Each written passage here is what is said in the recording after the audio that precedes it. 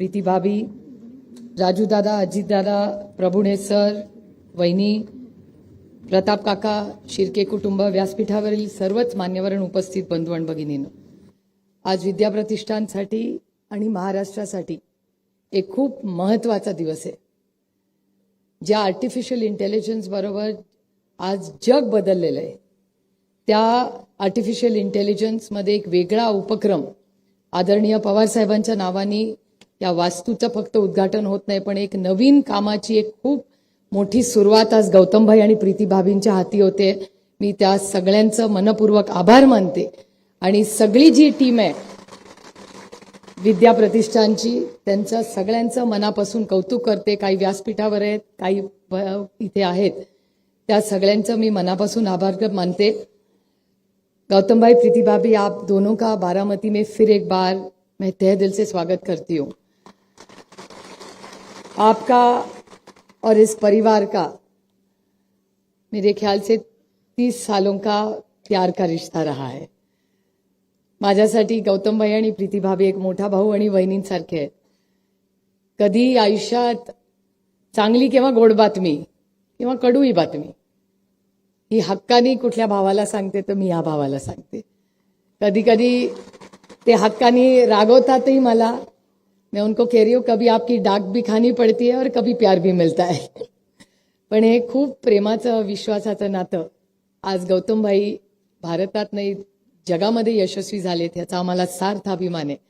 कारण का गौतम भाईच्या सुरुवातीपासून जे संघर्ष हा आम्ही सगळ्यांनी एक कुटुंब म्हणून फार जवळून पाहिलेला है. बहुत कम लोगों को पता है कि आपकी शुरुआत कैसी हुई है. और आज गौतम भाई जो खड़े हैं उसका पूरा क्रेडिट सिर्फ और सिर्फ प्रीति भाभी के पेशेंस को जाता है. तो मेरे ख्याल से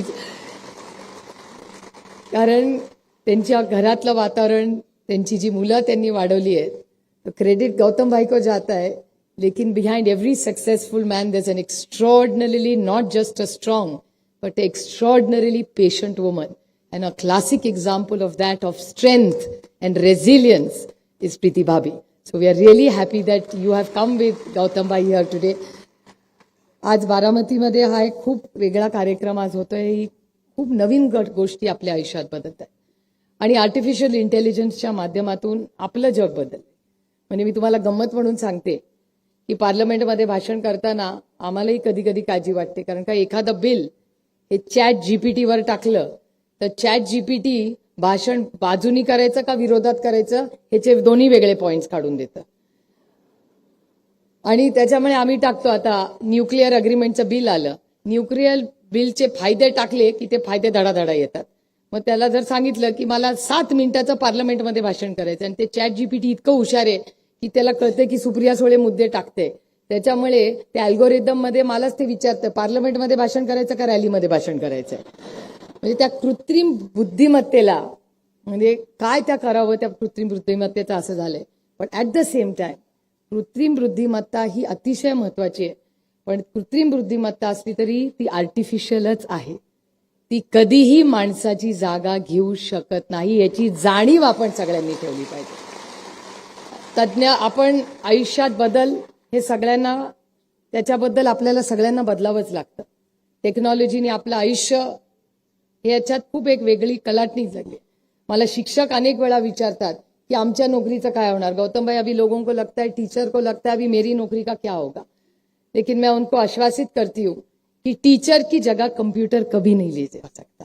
कंप्यूटर तुमच्यावर संस्कार नाही करू शकत. जी एखादं कमी जास्त मार्क पडले तर आर्टिफिशियल इंटेलिजन्स तुमच्या पाठीवर थाप नाही मारू शकत. किंवा एखादा शिक्षक पेपर का चुकला माझा हे जरी चॅट जीपीटीने सांगितलं तर तो इमोशनल क्वेश्चन जो असतो ना, तो नात्यातला जो ओलावा आहे ना, तो काय चॅट जीपीटीने अजून तरी काढलेला नाहीये. फक्त कोरियामध्ये एक झालेलं आहे. कोरियामध्ये आता इतकी लोक त्या वाहत गेली आहेत त्या आर्टिफिशियल इंटेलिजन्स आणि तंत्रज्ञानात.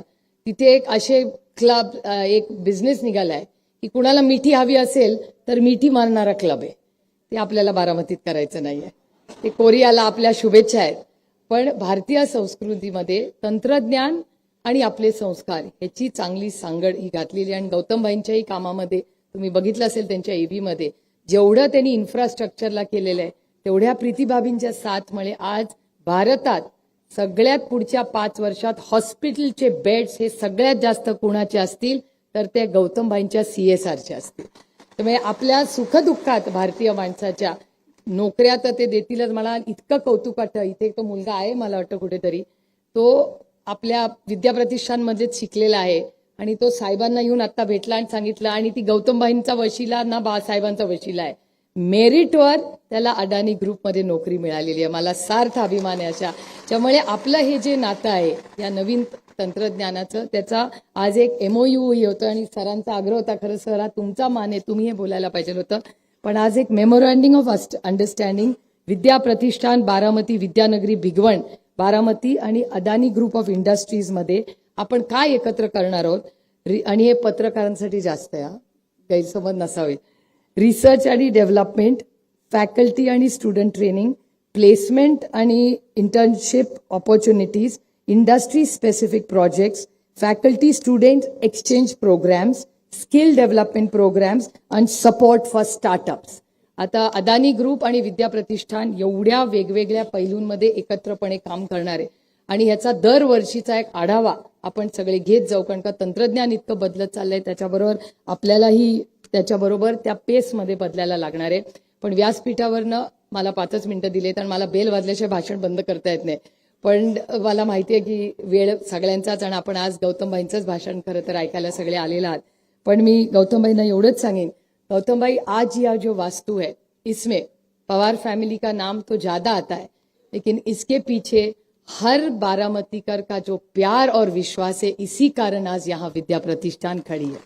और हमारी फैमिली क्या जो भी भले महाराष्ट्र में हो, देश में हो, कहीं भी हो, हमारी फैमिली की जो भी आज पवार फैमिली है वो सिर्फ और सिर्फ बारामती के हर परिवार का विश्वास, प्यार और देन है. इसके कारण मैं भी यहाँ खड़ी हुई और उसके हिसाब से ये जो संस्था में आप खड़े, इसको 1972 में जब पहले स्थापित किया, मैं बड़ी विनम्रता से कहना चाहती हूँ कि इसमें देशपांडे फैमिली, गुजर फैमिली, डॉक्टर शाह फैमिली, उंडे फैमिली, जाधव फैमिली और छाजेड़ फैमिली, इनका बहुत बड़ा योगदान है और उनकी अगली भी पीढ़ी आज यहाँ व्यासपीठ पर हमारे साथ खड़ी है.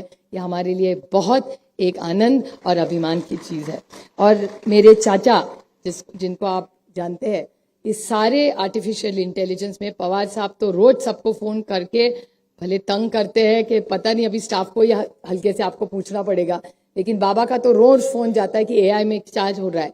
लेकिन उनके बराबर मेरे चाचा जी प्रताप पवार जी का बहुत बड़ा योगदान है. वो मुझे लगता है आजकल सोते नहीं है, क्योंकि इनका आर्टिफिशियल इंटेलिजेंस का इतना उनके सर पे चढ़ा है. वो रात को 2:30 बजे नोट्स बनाते हैं, फोन में उसका फोटो निकालते हैं और हम सबको भेजते रहते हैं. तो 24 घंटा इस जो आर्टिफिशियल इंटेलिजेंस का काम यहाँ भी हो रहा है. बारामती एग्रीकल्चर ट्रस्ट में मेरे बड़े भाई राजेंद्र पवार जी और नलवड़े सर ने जो योगदान किया, ये पूरी जो टीम है वो एक टीम वर्क से काम कर रही है. और वहाँ artificial intelligence, machine learning, data science, edge computing, industry 4.0, cyber security और ऑटोमेशन. और हमारे यहाँ पार्टनरशिप में Oxford University, Microsoft, Nvidia, Gates Foundation और हार्वर्ड यूनिवर्सिटी और वॉशिंगटन स्टेट यूनिवर्सिटी, इन सब का ये हमारा जो चल रहा है काम, इस सब में हर इस यूनिवर्सिटी से हमारा नया रिश्ता बना है. बहुत सारी जगह हमारे बच्चे भी वहां जाएंगे और एक आइडिया एक्सचेंज प्रोग्राम, वहां के बच्चे बारामती आएंगे और हमारे बच्चे वहां इन सारे यूनिवर्सिटीज में जाएंगे. तो एक बहुत बड़े काम की आज छोटी शुरुआत आप और भाभी के हाथ से आज हो रही है. आप दोनों यहाँ इस कार्यक्रम के आए, मैं तहे दिल से आप सबका बारामती की तरफ से स्वागत करती हूँ. और हर साल आप आते रहे और कुछ अच्छा काम बारामती से सिर्फ इस राज्य को नहीं, देश को अर्पित करे, इतनी ही मैं अपेक्षा करके पूरे टीम को बहुत बहुत आभारी हूँ. धन्यवाद. जय हिंद, जय महाराष्ट्र.